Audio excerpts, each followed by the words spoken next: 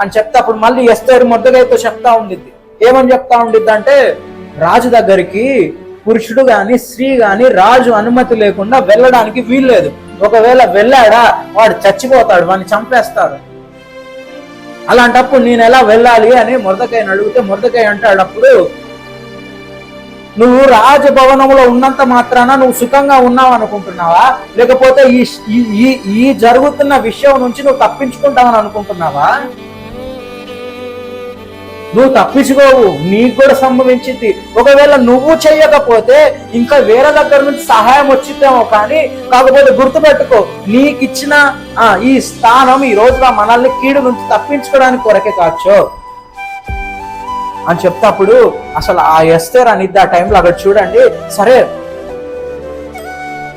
నేను ఉపవాసం ఉంటాను, మీరు కూడా ఉపవాసం ఉండండి, మీరు ఉపవాసం ఉండండి, నేను ఉపవాసం ఉంటాను, నేను ఉపవాసం ఉండి రాజు దగ్గరికి వెళ్తాను, ఆయన నన్ను చంపేసినా పర్లేదు, నేను వెళ్ళిపోతాను ఆయన దగ్గరికి అడగడానికి, మీరు బయట ఉపవాసం ఉండండి, నేను నా వాళ్ళు ఇక్కడ లోపల ఉపవాసం ఉంటాము అని చెప్తాను. చెప్పి నిశ్చయించుకుని అసలు అక్కడ ఆలోచిస్తామంటే నిజంగా ఆ ప్రాబ్లం వచ్చిందా వాళ్ళిద్దరి మధ్యలో కన్వర్జేషన్ జరుగుతూ ఉంటే నిజంగా మొర్దెకై మాట్లాడిన మాటలు నా హృదయాన్ని గుచ్చుకున్నాయండి.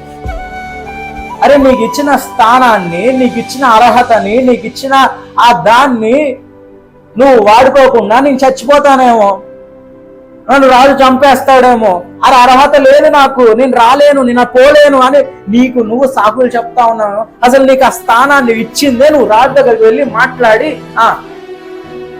ఆ యూదులను కాపాడకూడదు కదా.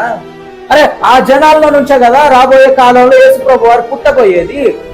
అలాంటి యూదులను చంపేయమని సాతానుడు పన్నాగాలు పడినప్పుడు నీకు ఒక బాధ్యతనిచ్చి నిన్ను రక్షించుకొని నిన్ను సేవకురాలుగా చేసినప్పుడు, మిమ్మల్ని యవనస్తులుగా చేసి రక్షించుకున్నప్పుడు మీరు ఏం చేస్తా ఉన్నారని అడుగుతా ఉన్నాడు దేవుడు.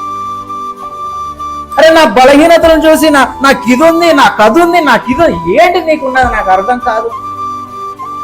అరే ఎస్తేర్ చెప్తా ఉంది మొర్దెకైకి, నేను చచ్చిపోతానయ్యా, రాజా పురుషుడు గాని స్త్రీ గాని అసలు ఎవరు కానీ ఆయన దగ్గర పర్మిషన్ లేదు, వెళ్ళవద్దు, వెళ్తే చచ్చిపోతారంటే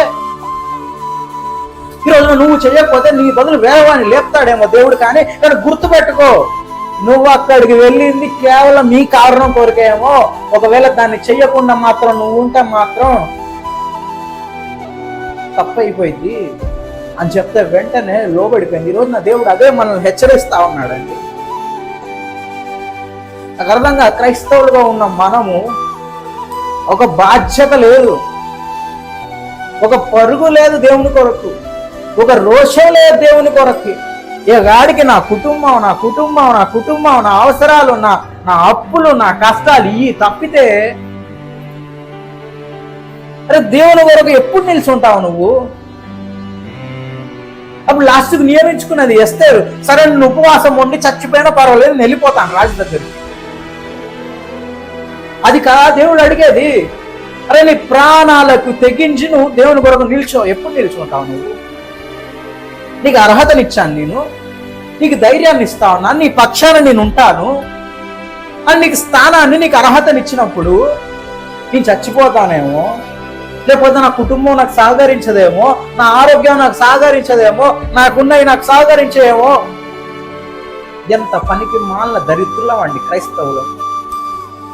సిగ్గు లేకుండా బతుకుతా ఉన్నాం, బైబిల్ పట్టుకొని తిరుగుతా ఉన్నాం. ఇక మనకు మనం గొప్పగా చెప్పుకుంటా ఉంటాం, కానీ మనం దేవుని కొరకు చేసింది నథింగ్ ఇప్పటి వరకు. ఎక్కడ లేస్తే ఊరి మీద వ్యవహారాలు, లేస్తే వాళ్ళ ఇంట్లో అది, వీళ్ళ ఇంట్లో ఇది, వాడు ఇది, వీడిది. అరే నువ్వు దేవుని కొరకు ఎప్పుడు నిల్చుంటావు? దేవుని కొరకు ఎప్పుడు కష్టపడతావు? దేవుని కొరకు నీ ప్రాణాన్ని కూడా లెక్క చేయకుండా ఎప్పుడు నిల్చోగలుగుతావు? అంటే మేము వృద్ధులం అయిపోయాము. చచ్చిపో నువ్వు దేవుని కొరకు. నువ్వు బ్రతికుండి ఎవడికి లాభం నాకు అర్థం కాదు.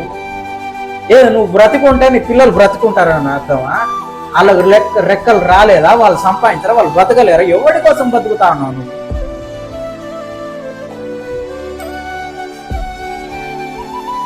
అరే ఇంతవరకు అక్కడ ఎస్తేరు చెప్తా మొర్దకై ఆ ఎస్తేర్ని ఎలా ఎలా మోటివేట్ చేస్తా ఉన్నాడంటే, ఆలోచిస్తా ఉంటే ఎగ్జాక్ట్లీ దేవుడు ఈరోజు మనల్ని పుష్ చేస్తా ఉన్నాడు. నువ్వు లే, నిల్చో నిల్చో నిల్చో, నా కొరకు వాడపడు, కష్టపడు.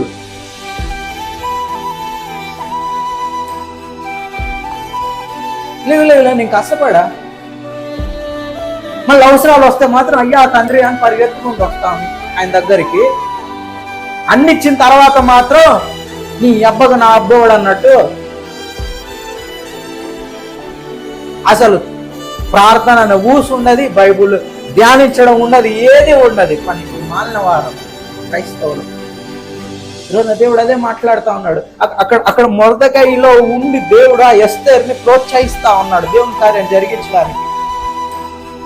మనం అనుకుంటాం మన సామర్థ్యం లేదు, మనకు అర్హత లేదు, మనకు శక్తి లేదు. ఏంటి, నీకు సమస్తము సాధ్యమే కదా ఆయనలో.